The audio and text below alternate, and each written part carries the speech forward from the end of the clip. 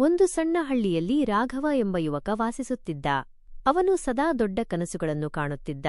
ಒಂದು ದಿನ ದೊಡ್ಡ ವ್ಯಾಪಾರಿಯಾಗಬೇಕು, ಮನೆ ಕಟ್ಟಬೇಕು, ಕುಟುಂಬವನ್ನು ಸುಖವಾಗಿ ಇಡಬೇಕು ಎಂದು.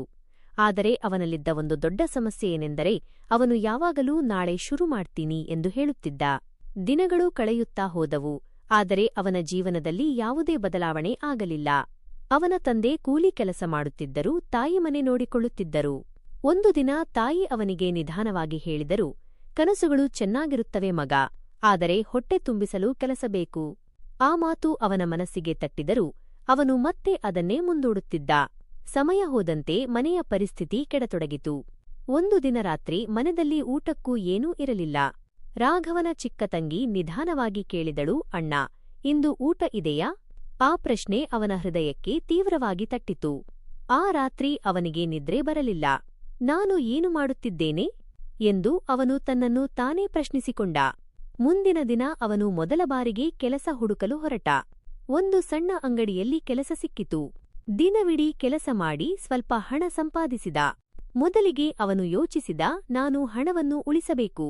ಅವನು ಖರ್ಚು ಕಡಿಮೆ ಮಾಡಿ ಸ್ವಲ್ಪ ಸ್ವಲ್ಪ ಹಣವನ್ನು ಉಳಿಸಲು ಶುರು ಮಾಡಿದ. ತಿಂಗಳುಗಳು ಕಳೆದವು. ಅವನ ಬಳಿ ಸ್ವಲ್ಪ ಹಣ ಕೂಡಿ ಬಂದರೂ ಜೀವನದಲ್ಲಿ ದೊಡ್ಡ ಬದಲಾವಣೆ ಆಗಲಿಲ್ಲ. ಸಮಸ್ಯೆಗಳು ಹಾಗೆಯೇ ಇವೆ. ಅವನು ಮತ್ತೆ ಯೋಚಿಸಿದ, ಇದು ಸಾಕಾಗುತ್ತಿಲ್ಲ. ಒಂದು ದಿನ ಅವನು ಒಂದು ಚಹಾ ಅಂಗಡಿಯಲ್ಲಿ ಕುಳಿತಿದ್ದಾಗ ಇಬ್ಬರು ಮಾತನಾಡುವುದನ್ನು ಕೇಳಿದ. ಒಬ್ಬನು ಹೇಳಿದ, ಹಣವನ್ನು ಕೇವಲ ಉಳಿಸುವುದರಿಂದ ಏನೂ ಆಗುವುದಿಲ್ಲ, ಅದನ್ನು ಕೆಲಸ ಮಾಡಿಸಬೇಕು. ಆ ಮಾತು ರಾಘವನ ಮನಸ್ಸಿನಲ್ಲಿ ಹೊಳೆಯುವ ಬೆಳಕಿನಂತೆ ಹೊಕ್ಕಿತು. ಅವನು ತಕ್ಷಣ ನಿರ್ಧಾರ ಮಾಡಿಕೊಂಡ, ನಾನು ಹೂಡಿಕೆ ಮಾಡುತ್ತೇನೆ. ಅವನು ತನ್ನ ಉಳಿಸಿದ ಹಣದಿಂದ ಒಂದು ಸಣ್ಣ ಹಣ್ಣು ರಸ ಜ್ಯೂಸ್ ಕಾರ್ಟ್ ಆರಂಭಿಸಿದ. ಮೊದಲ ದಿನ 3 ಜನ ಮಾತ್ರ ಬಂದರು.